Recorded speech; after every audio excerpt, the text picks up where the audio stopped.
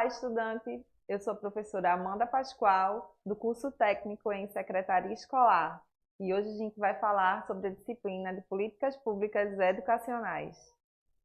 Olá, sou o professor Eduardo Santana, também do curso técnico em Secretaria Escolar, e hoje eu estarei aqui discutindo esse tema com a professora Amanda Pascoal. Hoje a gente vai falar um pouquinho sobre a unidade 1.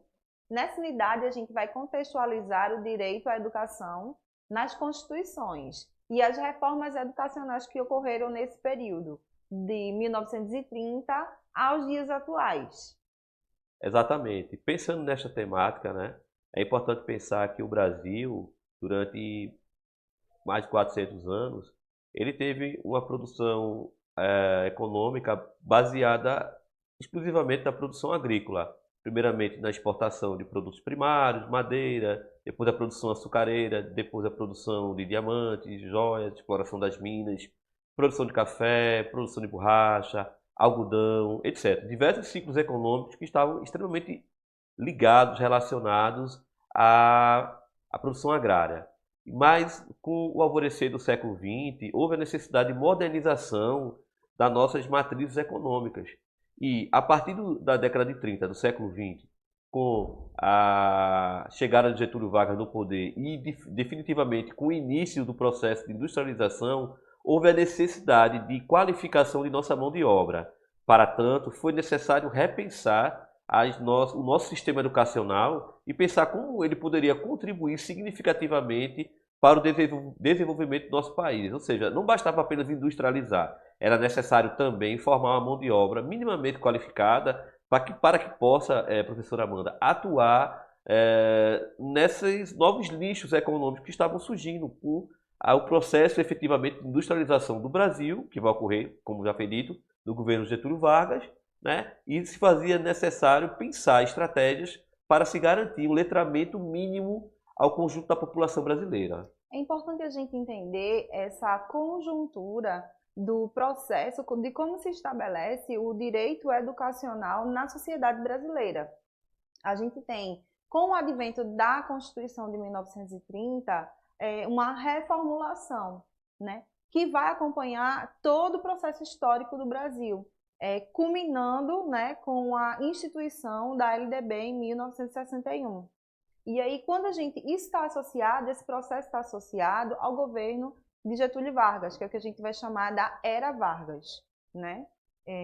Quando Vargas entra em 1930, no governo provisório, nós temos aí o que o professor falou, né? Toda essa conjuntura de um contexto rural e de uma instituição, de um processo de modernização, né, que Vargas vai instituir isso, mas, sobretudo, a gente quer entender, nesse momento, de como que a educação ela se coloca nesse panorama, né? Então, é importante a gente entender quem são essas pessoas que têm o direito à educação, a partir de que momento ele se ampliou, né? Então, o intuito da gente nessa unidade é perceber de como esse direito à educação ele vai se instituindo e se desenvolvendo, né, no decorrer da história do Brasil, nesse recorte temporal, né?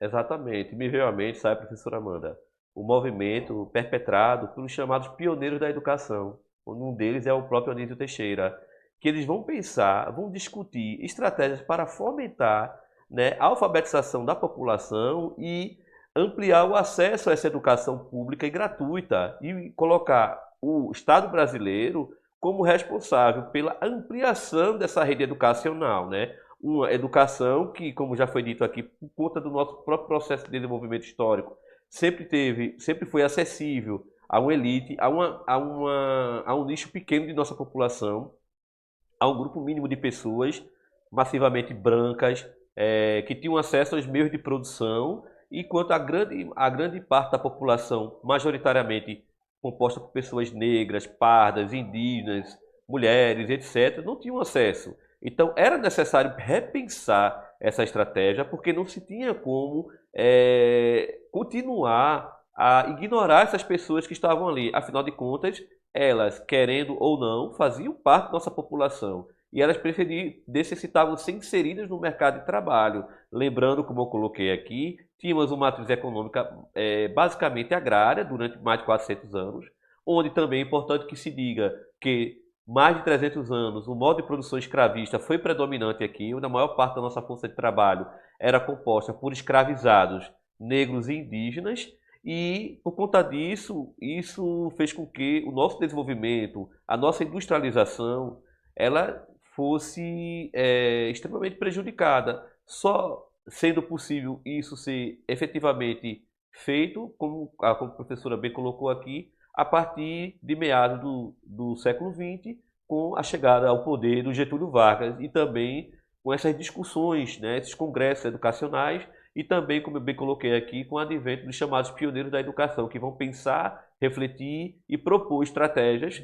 para que essas pessoas pudessem ter acesso à educação, uma educação mínima, de qualidade, que pudesse garantir o desenvolvimento do nosso país, fazer com que essa população que estava marginalizada pudesse ter condições mínimas de serem aproveitadas no mercado de trabalho, nos novos nichos econômicos que estavam surgindo em nosso país, sabe, professora Amanda? E aí a gente tem a instituição, né, a obrigatoriedade, o direito à educação para todos os cidadãos brasileiros. Isso vai acontecer com o advento da Constituição brasileira, né, a partir de 1930.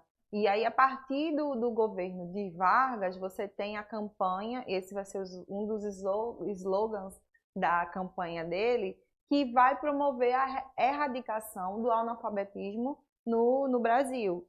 Exato, é muito importante que se diga, atrelado a isso, que Getúlio Vargas ele vai ser responsável pela modernização das instituições brasileiras, né? Ele vai criar o O Superior Tribunal Eleitoral, Senai, o Sistema S, né? Vai permitir o voto o feminino também, o SUS. SUS, exatamente, a implantação de universidade, criar leis, estratégias para garantir que o Estado garantisse pelo menos o letramento até a quarta série, posteriormente, que a gente vai chamar também de Fundamental 2. E aí vai permitir, porque realmente era um governo que tinha a proposta de industrializar o Brasil, implantação da indústria de base, que isso, né? Também tem uma conjuntura histórica, uma conjuntura internacional que vai permitir isso, porque os aliados que vão lutar contra o nazifascismo na Europa vão requerer o auxílio do Brasil, requerer que o Brasil ceda espaços para a instalação de bases, sobretudo norte-americanas, né? Aqui em Recife, acredito que também lá para o Rio Grande do Norte. E aí o governo, em contrapartida, ele vai exigir uma compensação. Compensação essa do governo norte-americano e os aliados, que vai permitir com que o Vargas ele pudesse implantar a indústria de base aqui, siderúrgicas, a Vale do Rio Doce, entre outras indústrias importantes, né, no campo da indústria de base. Que o que é a indústria de base? Aquela indústria que dá permissão, que permite com que todos os outros segmentos de indústrias possam vir. Siderúrgica, metalúrgica, né? Empresas de Etc. grande porte que vão proporcionar, além da necessidade dessa mão de obra qualificada, vai ampliar esse mercado de trabalho, né? Sim. Então você tem aí dois lados, né, de uma situação. Por outro lado, paralelo a isso, né, um pouco mais para frente, nós temos o movimento coordenado pelo então Paulo Freire, né, que é um grande incentivador aí da área da pedagogia, né, Sim. que vai criar em 1970 o Movimento Brasileiro de Alfabetização, o conhecido Mobral, né? E esse Mobral, qual era o intuito dele? Sobretudo a educação de base de jovens e adultos que estavam fora da da faixa etária de alfabetização escolar. Então eles vão entender, o Paulo Freire foi um grande alfabetizador, sobretudo de áreas rurais, né? E ficou muito conhecido pela adoção dos seus sistemas metodológicos, mundialmente, inclusive, não só aqui no Brasil, né? No período do exílio dele, ele vai aplicar em outros países, né, esses programas também, mas aqui no Brasil também vai acontecer, né, mesmo ainda no período de ditadura militar, que a gente já tem, esse incentivo à alfabetização de jovens e adultos fora de faixa É. etária.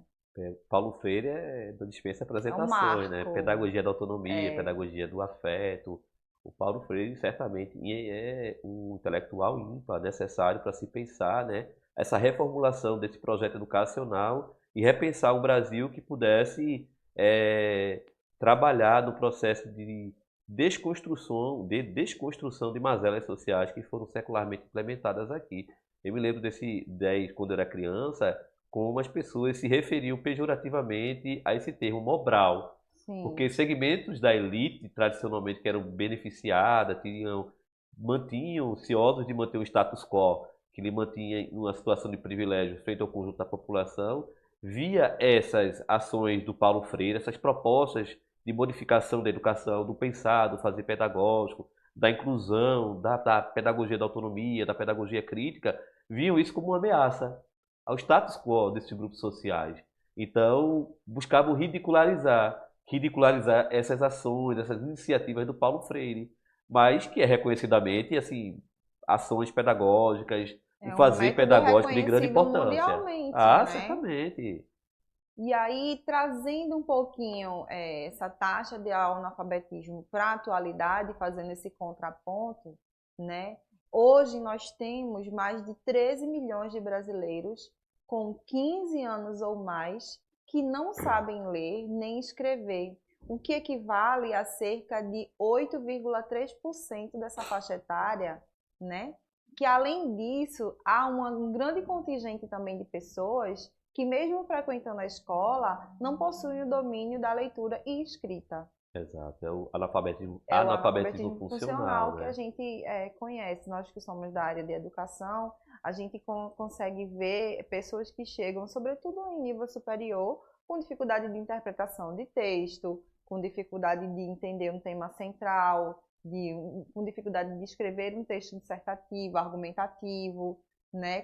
Com dificuldades de leitura e de escrita, porque por estruturas de base, né? E fora isso, a gente tem ainda projetos sociais que vamos falar mais para frente, né, em um momento mais oportuno, sobre como é fundamental esses projetos para que mantenham essas pessoas na escola para reduzir a evasão escolar. Porque a educação é fundamental, né, na nossa Olha, sociedade.